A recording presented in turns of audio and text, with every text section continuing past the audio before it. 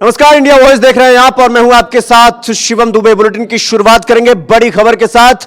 खबर लखनऊ से है। सूत्रों के हवाले से यह खबर हम आपको बता रहे हैं। जम्मू कश्मीर में चुनाव लड़ने जा रही है समाजवादी पार्टी। आज 7 सीटों पर प्रत्याशी घोषित कर सकती है समाजवादी पार्टी। पुलवामा, राजपुरा, कुलगाम, सोपोर, अनंतनाग, किश्तवाड़ा सीट इसमें शामिल है। इन 7 सीटों में तो आज समाजवादी पार्टी के प्रमुख अखिलेश यादव ऐलान कर सकते हैं। तो सूत्रों के हवाले से यह बड़ी खबर हम आपको बता रहे हैं। जम्मू कश्मीर में अकेले चुनाव लड़ सकती है समाजवादी पार्टी। तो यह बड़ी खबर हम आपको बता रहे हैं लखनऊ से, जहां 7 सीटों पर प्रत्याशी घोषित कर सकती है समाजवादी पार्टी और जम्मू कश्मीर में चुनाव लड़ेगी। 7 सीटों पर चुनाव लड़ेगी समाजवादी पार्टी। पुलवामा, राजपुरा, कुलगाम, सोपोर, अनंतनाग, किश्तवाड़ा इसमें ये सीटें शामिल है। 7 सीट जिसका जिक्र हम आपसे कर रहे हैं और सूत्रों के हवाले से ये खबर हम आपको बता रहे हैं। तो जम्मू कश्मीर में अकेले चुनाव लड़ने जा रही है समाजवादी पार्टी और 7 सीटों पर प्रत्याशी घोषित कर सकती है समाजवादी पार्टी। और आज समाजवादी पार्टी के प्रमुख अखिलेश यादव ऐलान कर सकते हैं और ऐलान होते ही आधिकारिक तौर से यह घोषणा हो जाएगी कि समाजवादी पार्टी कश्मीर में चुनाव, जम्मू कश्मीर में चुनाव लड़ने जा रही है या नहीं। इस खबर पर हमारे साथ हमारे सहयोगी मोहम्मद आसिफ हमारे साथ लाइव जुड़ गए हैं। आसिफ, समाजवादी पार्टी अब उत्तर प्रदेश नहीं बल्कि जम्मू कश्मीर की तरफ रुख कर रही है। सूत्रों के हवाले से जो ये खबर हम तक आई है, इसमें कितनी हकीकत और कितना फसाना? आसिफ, शिवम, जिस तरह से समाजवादी पार्टी का लोकसभा चुनाव के बाद जोश आई है और अब महाराष्ट्र, हरियाणा के बाद जम्मू कश्मीर में चुनाव लड़ने का ऐलान करीब करीब कर दिया है समाजवादी पार्टी ने। और सपा प्रमुख अखिलेश यादव ने यहाँ का प्रदेश अध्यक्ष जियालाल वर्मा को बनाया है और जियालाल वर्मा ने पुलवामा समेत 7 ऐसी मुस्लिम बाहुल सीटें हैं जहाँ पर प्रत्याशियों के नाम तय करने की सूची भी सपा प्रमुख अखिलेश यादव को दे दी है। और सूत्रों का यह दावा है कि इन 7 सीटों पर समाजवादी पार्टी अकेले दम पर चुनाव लड़ेगी। आज यानी कि आज बुधवार है, आज ही सारी रणनीति तय कर ली जाएगी।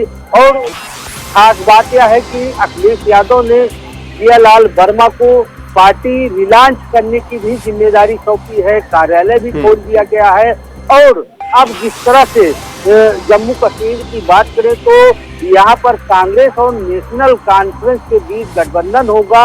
और इन सब के बीच जिस तरह से सपा प्रमुख अखिलेश यादव को अंदेशा हो गया है कि जम्मू कश्मीर में उन्हें एक भी सीट गठबंधन में नहीं मिलने वाली है, तो ऐसे में अब जिस तरह से प्लेयर बनाने का काम। आसिफ, एक सवाल यह है कि जो ये खबर हम सूत्रों के हवाले से बता रहे हैं कि समाजवादी पार्टी चुनाव लड़ने जा रही है, अब एक क्षण के लिए अगर इस खबर की पुष्टि करके हम ये मान भी लेते हैं कि समाजवादी पार्टी जम्मू कश्मीर में चुनाव लड़ती है, तो चुनाव क्या नेशनल कॉन्फ्रेंस, कांग्रेस गठबंधन के साथ जाएगी? क्योंकि खबर तो यही है कि अकेले चुनाव लड़ने का वादा। लेकिन ये जो पीडीपी वाला ऑप्शन बचा हुआ है फिलहाल अभी जम्मू कश्मीर में, क्या इसका भी रुख कर सकती है समाजवादी पार्टी? ऐसा कुछ भी हमें देखने को मिल सकता है आगामी समय में? जम्मू कश्मीर की बात करें तो जम्मू कश्मीर में समाजवादी पार्टी जिस तरह से चुनाव लड़ने की योजना बनाई है और एक तरह से एयर भी तैयार किया जा रहा है, कांग्रेस पर कहीं न कहीं दबाव बनाने की रणनीति भी समाजवादी पार्टी की है। यही वजह है कि जल्द से जल्द समाजवादी पार्टी यहाँ पर जो सेटअप है चुनाव का वह भी खड़ा कर रही है। आज सारा सेटअप तैयार भी हो जाएगा। जियालाल वर्मा को इसकी जिम्मेदारी सौंपी गई है। तो यह कहा जा सकता है कि अगर कांग्रेस के साथ गठबंधन न हुआ तो समाजवादी पार्टी जम्मू कश्मीर में अन्य दल से समझौता भी करेगी और बड़ी मजबूती के साथ चुनाव लड़ने का दावा भी कर रही है। आसिफ, हमारे साथ हमारे एक और सहयोगी शुभम भोगल हमारे साथ जुड़ गए हैं। शुभम, उत्तर प्रदेश की पार्टी, खास करके सबसे बड़ी पार्टी इस वक्त लोकसभा चुनाव में, वो अब जम्मू कश्मीर में चुनाव लड़ने का ऐलान करती है समाजवादी पार्टी। इसको लेकर क्या जानकारी, क्या अपडेट आपके पास और इसमें कितनी हकीकत, कितना फसाना होता हुआ देखते हैं खास करके जम्मू कश्मीर के इलाके में? पार्टी ने जो है अकेले चुनाव लड़ने का जो सोर्सेस हमें खबर दे रहे हैं कि अकेले चुनाव जो है वो समाजवादी पार्टी जो है वो जम्मू कश्मीर में लड़ सकती है। पर कहीं ना कहीं अगर आपको बताएं तो जिस तरीके से इनका अलायंस पहले था, जिस तरीके से नेशनल कॉन्फ्रेंस और कांग्रेस पार्टी का अलायंस हुआ है जम्मू कश्मीर में, और समाजवादी पार्टी जो है कहीं ना कहीं पीडीपी जो है इस वक्त अलायंस के लिए जो है वो दरबदर हो रही है कि मुझे किसी ना किसी के साथ अलायंस मिल जाए। अगर कहीं ना कहीं ये खबर सच्ची होती है कि समाजवादी पार्टी अगर जम्मू कश्मीर में अकेले चुनाव लड़ती है और यहाँ अगर पीडीपी का सहारा लेना पड़ता है तो कहीं ना कहीं अगर आपको बताएं तो चुनाव जो है इस वक्त काफी निगाहें होंगी। यही सवाल भी था, क्योंकि देखिए कांग्रेस, ये अब तक खबरें आ रही थी कि नेशनल कॉन्फ्रेंस पीडीपी अलायंस के साथ जाएंगे, लेकिन पीडीपी से बातचीत ठीक से बन नहीं पाई, लिहाजा कांग्रेस को नेशनल कॉन्फ्रेंस के साथ जाना पड़ रहा है। तो क्या जो समाजवादी पार्टी इस वक्त जम्मू कश्मीर में चुनाव लड़ने का सूत्रों के हवाले से जो खबर आ रही है, अगर चुनाव लड़ती है तो क्या ये जो पीडीपी वाला ऑप्शन जो बचा हुआ है, इस पर समाजवादी पार्टी के अध्यक्ष नजर डाल सकते हैं और एक अच्छा अलायंस बन सकता है इसमें? बिल्कुल बिल्कुल शुभम, आपने बिल्कुल सही कहा कि जिस तरीके से पीडीपी पार्टी जो है वो लगातार गठबंधन के लिए जो है वो कोशिश कर रही थी, क्योंकि जब यहाँ पर लोकसभा के चुनाव हुए थे तो फारूक साहब ने सीधा कह दिया था कि हम कांग्रेस के लिए सीटें छोड़ सकते हैं पर पीडीपी के लिए नहीं। वही इस वक्त पीडीपी पार्टी जो है वो कहीं ना कहीं अकेली जरूर पड़ चुकी है। अगर समाजवादी पार्टी का उसे समर्थन मिलता है तो मुझे लग रहा है कि एक अच्छा रोल प्ले जो है ये गठबंधन जो है वो जम्मू कश्मीर में निभा सकता है। ठीक है शुभम, बहुत बहुत धन्यवाद आपका। आसिफ, आपका भी बहुत बहुत धन्यवाद हमसे जुड़ने के लिए और इस खबर पर संपूर्ण जानकारी हमारे साथ साझा करने के लिए।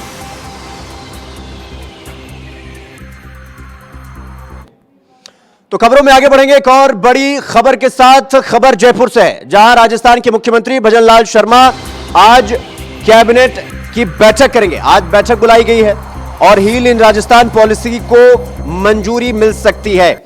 तो मुख्यमंत्री कार्यालय में 3 बजे से यह बैठक शुरू होगी और पुरानी पेंशन योजना, यूनिफाइड पेंशन स्कीम पर भी चर्चा हो सकती है इस मीटिंग में। तो यह बड़ी खबर हम आपको बता रहे हैं। सीएम भजनलाल शर्मा ने आज कैबिनेट बैठक बुलाई है और इस बैठक में हील इन राजस्थान पॉलिसी को मंजूरी मिल सकती है। मुख्यमंत्री कार्यालय में 3 बजे से यह बैठक शुरू होगी और पुरानी पेंशन योजना यानी ओपीएस और यूपीएस स्कीम पर भी चर्चा हो सकती है। यूनिफाइड स्कीम पर भी चर्चा हो सकती है। तो ये बड़ी खबर हम आपको बता रहे हैं इस वक्त जयपुर से। सीएम भजनलाल शर्मा ने आज कैबिनेट की बैठक बुलाई है और इस बैठक में हील इन राजस्थान पॉलिसी को मंजूरी मिल सकती है। पुरानी पेंशन योजना, यूनिफाइड पेंशन स्कीम पर भी चर्चा हो सकती है, यानी यूपीएस और ओपीएस पर भी हम इस मीटिंग में चर्चा होता हुआ सुनेंगे या बाद में देखेंगे। तो पुरानी पेंशन योजना, यूनिफाइड पेंशन स्कीम पर भी चर्चा हो सकती है। कैबिनेट बैठक होगी, 3 बजे से बैठक होगी, जिसमें मुख्यमंत्री ने यह बैठक बुलाई।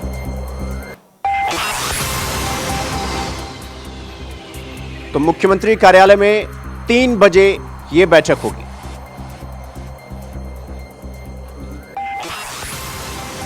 तो सीएम, इस खबर पर हमारे साथ हमारे सहयोगी कुलदीप सैनी हमारे साथ जयपुर से जुड़ गए हैं। कुलदीप, आज जो भजनलाल शर्मा मुख्यमंत्री ने यह बैठक बुलाई है, एक तो इस बैठक में कौन कौन से कैबिनेट के मंत्री शामिल हो रहे हैं, दूसरा और इस बैठक से क्या कुछ बाहर निकल कर आने वाला है या कहें कि क्या कुछ बड़े निर्णय लिए जा सकते हैं?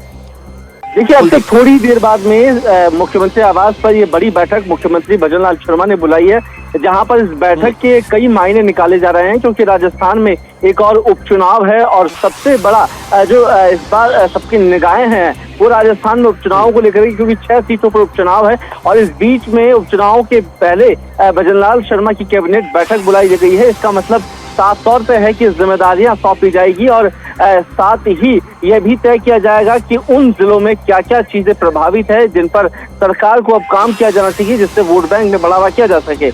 इसके अलावा लगातार हम देख रहे हैं कि राजस्थान में कई ऐसी चीजें हैं जिनमें राजस्थान एग्रीकल्चर के तौर पर देखे या फिर टूरिज्म को लेकर, तो कई मुद्दों को लेकर आज अहम बैठक में चर्चा होगी, जिसमें डिप्टी सीएम प्रेमचंद बैरवा और डिप्टी सीएम दिया कुमारी और इसके अलावा जवाहर सिंह बैरम और जो कैबिनेट मिनिस्टर्स है, जो सरकार से जुड़े हुए विभाग है, जैसे वो कृषि हो और इसके अलावा स्वास्थ्य विभाग हो, गजेंद्र सिंह शेखावत, इसमें चिकित्सा मंत्री शामिल होंगे, क्योंकि राजस्थान के लिहाज से माना जा रहा है कि इन्वेस्टमेंट समिट राजस्थान कर रहा है और इस समिट के माध्यम से राजस्थान में उन उद्यमियों को मौका दिया जाएगा, ताकि हमने देखा पिछली वसुंधरा सरकार में भी एक बड़ा इन्वेस्टमेंट समिट किया गया था और समिट के माध्यम से लोगों को और उद्यमियों को जोड़ने के साथ साथ राजस्थान में एक बड़ा इन्वेस्टमेंट करने के साथ मौका दिया गया था।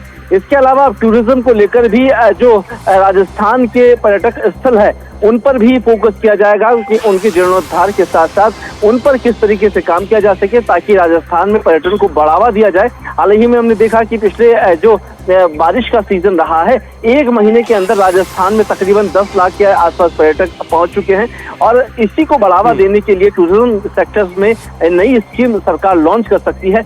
और एक सबसे बड़ा जो पेंशन को लेकर एक बड़ा सवाल राजस्थान सरकार में है, जहां पर या तो पुरानी पेंशन योजना या यूनिफाइड पेंशन योजना राजस्थान के लिहाज से कौन बेहतर होगा, इस पर मुख्यमंत्री एक बार फिर मंथन करेंगे।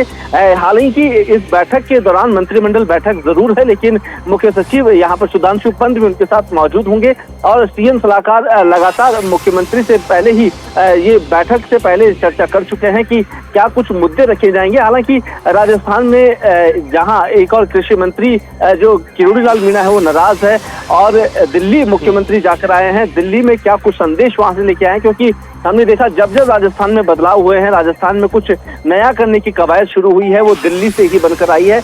और अब निगाहें सभी की टिकी हुई है कि कुछ बड़े फैसले जो राजस्थान में लिए जा सकते हैं उसको लेकर मुख्यमंत्री ने बैठक बुलाई है और हाल ही में थोड़ी देर बाद में बैठक शुरू हो जाएगी और बैठक के बाद में निकल कर आएगा कि आखिरकार किन मुद्दों पर मुख्यमंत्री भजनलाल शर्मा ने इस बैठक को अंजाम दिया और क्या उन मुद्दों पर सहमति बनी है। जी कुलदीप, और ये जो हील इन राजस्थान पॉलिसी का जिक्र किया जा रहा है इस बैठक में, ये क्या कुछ है, एक बार इसे एक्सप्लेन कर दीजिए। देखिए, ये पर्यटन को बढ़ावा देने के लिए लगातार सरकार की ओर से कोशिश की जा रही थी, क्योंकि हिल इन राजस्थान जहां हमने देखा कि माउंट आबू राजस्थान का हिल स्टेशन है और राजस्थान के उन पर्यटन स्थलों को जोड़ने की कोशिश की जा रही है जो अरावली पर्वतमाला से जुड़कर राजस्थान में उन तमाम मॉन्यूमेंट्स को जोड़ती है। क्योंकि हमने देखा कि बारिश का समय हो या फिर क्योंकि राजस्थान पौराणिक जो सभ्यताओं को तौर पर देखा जाता है और यहाँ की जो इमारतें हैं, चाहे हम जयपुर की अगर हम बात करें, नाहरगढ़, जयगढ़ जो पहाड़ियों पर स्थित है, इसके अलावा चित्तौड़गढ़, उदयपुर, डूंगरपुर, जैसलमेर, जोधपुर, ये तमाम वो जगह है जहाँ पर पर्यटन के क्षेत्र से लोग ज्यादा पहुंचते हैं। उन क्षेत्रों को जीर्णोद्धार करके उनको बढ़ावा देकर उन्हें एक बार फिर से वहां पर लोगों के लिए रोजगार उपलब्ध कराकर और कुछ जो सरकार की ओर से इस बार जो टूरिज्म को बढ़ावा देने के लिए लोगों को फाइनेंशियली भी मदद की जानी है और छोटे छोटे वेंडर्स है और छोटे छोटे जो लोग हैं जो वहां पर व्यापार कर रहे हैं उनको ऋण के माध्यम से सरकार एक बड़ा रोजगार उपलब्ध कराने की कोशिश कर रही है, ताकि रोजगार के क्षेत्र में हमने देखा कि हाल ही में यूनेस्को की कई साइट राजस्थान में आती है, जहां पर जयपुर में खुद यहाँ पर 3 से 4 मॉन्यूमेंट जो है जो यूनेस्को के साइट में शामिल है।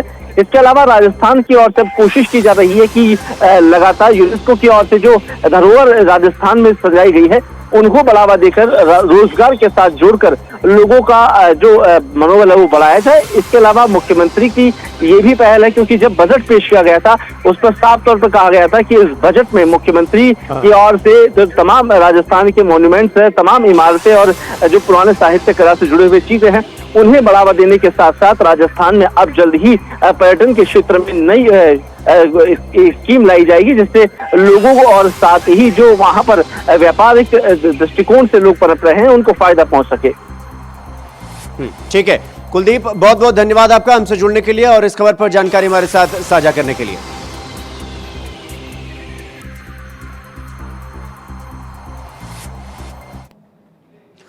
तो खबरों में आगे बढ़ेंगे एक और बड़ी खबर के साथ। खबर प्रयागराज से है, जहां 2025 महाकुंभ से जुड़ी हुई ये बड़ी खबर हम आपको बता रहे हैं। महाकुंभ के दौरान नेटवर्क की कोई समस्या इस बार नहीं होने वाली है। मेला क्षेत्र में 190 मोबाइल टावर लगाए जाएंगे। आपको बता दें कि 2019 महाकुंभ में कुल 140 मोबाइल टावर लगाए गए थे। इस बार 40 करोड़ श्रद्धालुओं के आने का अनुमान है।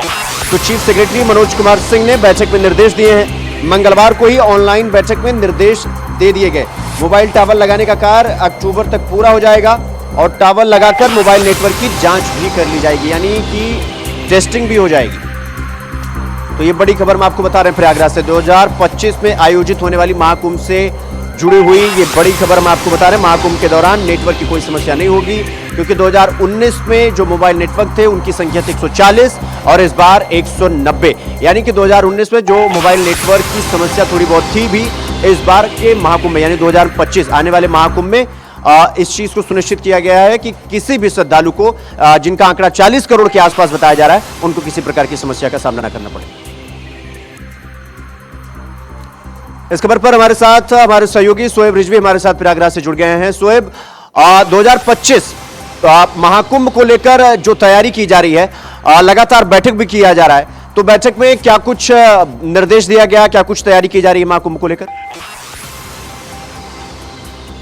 और फिलहाल जारी है। हालांकि ये बैठकें इस तरह के आयोजनों के पहले पूर्व में भी होती रही है, इसमें कोई नई बात नहीं है।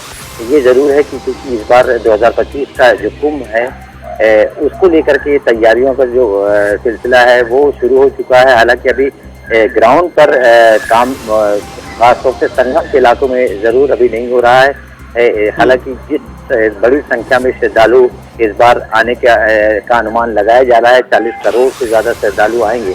ऐसे में आज की जो जरूरत है मोबाइल की, वो लगभग ज्यादातर हाथों में होंगे और ऐसे में उन्हें नेटवर्क की कोई प्रॉब्लम न हो। इसके लिए इस बार नेटवर्क की जो क्षमता है उसको बढ़ाया जा रहा है। इससे पूर्व 140 टावर लगाए गए थे, उनकी संख्या को 50 और बढ़ाया गया है, यानी 190 टावर इस बार लगाए जाएंगे। इसकी जो डेडलाइन समय सीमा है वो अक्टूबर तक तय की गई है। हालांकि अभी संगम के इलाकों में ज्यादातर पानी भरा हुआ है, जिसकी वजह से अभी भौतिक कार्य उस तरह से नहीं हो पा रहा है। इसके लिए अभी समय लगेगा, लेकिन जो बैठकों के दौर में जो एक तरह से कह सकते हैं कि कार्य अप्रगति है वो चेक की जा रही है और इस बार जो टावरों की संख्या है वो बढ़ाई गई है। अक्टूबर तक की डेडलाइन दी गई है कि अक्टूबर तक ये काम कराए जाएंगे। इसके पीछे मकसद यही है कि बड़ी संख्या में जो देश विदेश से श्रद्धालु आएंगे उनको नेटवर्क की प्रॉब्लम न हो, नेटवर्क उन्हें प्रॉपर मिले, इसीलिए इस बार उसकी क्षमता बढ़ा दी गई है। पूर्व में 2019 में जैसा बता भी रहे थे कि जो टावर की संख्या थी 140 थी, इस बार जो है उसको बढ़ाया गया है। उसके पीछे वही है कि इस बार जो है और ज़्यादा श्रद्धालु आने की उम्मीद की जा रही है। पूरे मेले के दौरान ये मेला जनवरी महीने में शुरू होगा, 13 जनवरी से कह सकते हैं। इसका पहला स्नान जो होगा वो 14 जनवरी मकर संक्रांति से शुरू होगा। 2 महीने से ज़्यादा ये मेला चलता है। कुंभ का देश दुनिया से लोग इकट्ठा होते हैं। ऐसे में वहाँ की व्यवस्थाएं तमाम विभाग अपने अपने स्तर से कर रहे हैं। जो संचार विभाग है वो भी अपनी तैयारियां तेजी से कर रहा है और इसी कड़ी में ये टावर लगाने की योजना है कि अक्टूबर तक ये टावर लगा लिए जाएंगे, इसकी टेस्टिंग कर ली जाएगी ताकि आने वाले श्रद्धालु जब मेला आयोजन हो रहा हो तो उस वक्त किसी तरह की नेटवर्क की समस्या न हो। सोएब, सवाल ये है कि मोबाइल टावर की संख्या जैसे अगली बार 2019 में 140 थी, इस बार 190 कर दी गई। मोबाइल टावर की चलिए समस्या मान लीजिए अक्टूबर में कहा जा रहा है कि उनको लगा लिया जाएगा, वो समस्या भी खत्म हो जाएगी। लेकिन सवाल ये कि क्या सिर्फ मोबाइल टावर, क्योंकि 2025 में जिस तरह से इस महाकुंभ को भव्य बनाने की तैयारी की जा रही है और 40 करोड़ श्रद्धालु आएंगे, सिर्फ मोबाइल टावर की समस्या को सुलझा देने से समस्या सुलझ जाएगी या बाकी और भी जो मूलभूत चीजें हैं उनकी भी तैयारी की जा रही है? देखिए, पहली जो आपका पहला सवाल है वो ये है कि ये कोशिशें की जा रही हैं, क्योंकि मैंने और इंडिया वाइज ने इससे पहले तो भी कवर किया है, तो उस दौरान नेटवर्क पूरी तरीके से ध्वस्त रहता है। ज़्यादातर नेटवर्क सेवाएं उस पूरे के इलाके में, खासतौर से जो तंबू का शहर बसता है वहाँ बहुत दिक्कत होती है। खासतौर से मुख्य स्नान पर्वों पर तो नेटवर्क लगभग ध्वस्त जैसे हालात रहते हैं। उससे राहत दिलाने की कोशिश की जा रही है। कितने सफल होंगे ये जब मेला शुरू होगा, लोग आएंगे, नेटवर्क का यूज करेंगे, तभी ये बात ठीक है। सोएब, लेकिन और सोएब, बहुत बहुत धन्यवाद आपका हमसे जुड़ने के लिए और इस खबर पर जानकारी हमारे साथ साझा करने के लिए।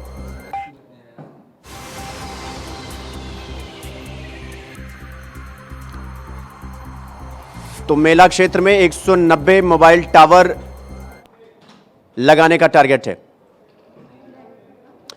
तो खबरों में आगे बढ़ेंगे एक और बड़ी खबर के साथ। खबर प्रयागराज से है, जहां पीसीएसजे 2022 माफ करिएगा, भर्ती परीक्षा में कापियों की अदला बदली का यह पूरा मामला है। पीसीएसजे 2022 भर्ती परीक्षा में कापियों की अदला बदली का यह पूरा मामला इलाहाबाद हाईकोर्ट में आज इस मामले में सुनवाई होगी। तो यूपी लोक सेवा आयोग ने रिजल्ट जारी कर इसको संशोधित किया है। 5 नए अभ्यर्थियों को सफल घोषित कर इंटरव्यू के लिए बुलाया गया है। तो बुलाए गए अभ्यर्थियों में याचिकाकर्ता श्रवण पांडे शामिल हैं और आयोग ने यह माना है कि मानवीय गलती से कापियां अदला बदली उनकी हुई हैं और भर्ती परीक्षा में 50 कापियां बदली गई थी। यूपी लोक सेवा आयोग तो लोक सेवा आयोग कह रहा है कि भर्ती परीक्षा में 50 कापियां बदली गई थी। तो प्रयागराज से बड़ी खबर हम आपको बता रहे हैं। पीसीएसजे 2022 भर्ती परीक्षा में कापियों की अदला बदली का यह पूरा मामला, जिस पर इलाहाबाद हाईकोर्ट में आज मामले में सुनवाई होगी। तो यूपी लोक सेवा आयोग ने रिजल्ट जारी कर इसमें संशोधन किया है। 5 नए अभ्यर्थियों को सफल घोषित कर दिया गया है। अब उनको इंटरव्यू के लिए कॉल किया गया। तो इलाहाबाद हाईकोर्ट में आज मामले में सुनवाई होगी। यूपी लोक सेवा आयोग ने रिजल्ट संशोधित कर दिया है।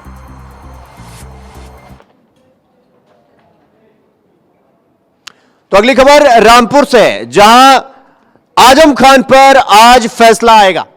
तो यह बड़ी खबर हम आपको बता रहे हैं रामपुर से, जहां आचार संहिता के उल्लंघन का यह पूरा मामला है और जबरन मतदाता केंद्र में कार ले जाने का यह पूरा मामला है। तो एमपी एमएलए कोर्ट आज इस मामले पर फैसला सुनाएगी। 2019 के लोकसभा चुनाव के दौरान सपा प्रत्याशी आजम खान के ऊपर एमपी एमएलए कोर्ट में यह पूरा मामला गया और इसके बाद आज उस पर सुनवाई होगी। तो जबरन मतदान केंद्र में कार ले जाने का यह पूरा मामला है और जबरन मतदान केंद्र में कार ले जाने का मामला एमपी एमएलए कोर्ट में सुनवाई होगी और फैसला आएगा। तो 2019 के लोकसभा चुनाव में समाजवादी पार्टी के प्रत्याशी थे आजम और उस दौरान जबरन मतदान केंद्र में कार लेकर गए थे और यही पूरा मामला है जिस पर आज एमपी एमएलए कोर्ट में सुनवाई होगी।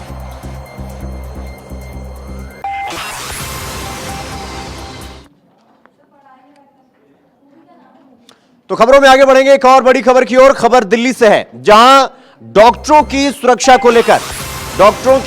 को लेकर केंद्र सरकार की बैठक है और राज्यों के मुख्य सचिव और डीजीपी बैठक में शामिल होंगे। गृह और स्वास्थ्य सचिव की अध्यक्षता में बैठक की जाएगी। डॉक्टरों की सुरक्षा को लेकर दिल्ली में ये बड़ी बैठक जारी है। तो ये बड़ी खबर हम आपको बता रहे हैं, डॉक्टरों की सुरक्षा को लेकर केंद्र सरकार की बैठक, राज्यों के मुख्य सचिव और डीजीपी इस बैठक में शामिल होंगे। तो ये बड़ी खबर हम आपको बता रहे हैं, राज्यों के मुख्य सचिव और डीजीपी बैठक में शामिल होंगे। गृह और स्वास्थ्य सचिव की अध्यक्षता में यह बैठक जारी है और डॉक्टरों की सुरक्षा को लेकर दिल्ली में ये बड़ी बैठक जो कि लगातार जारी।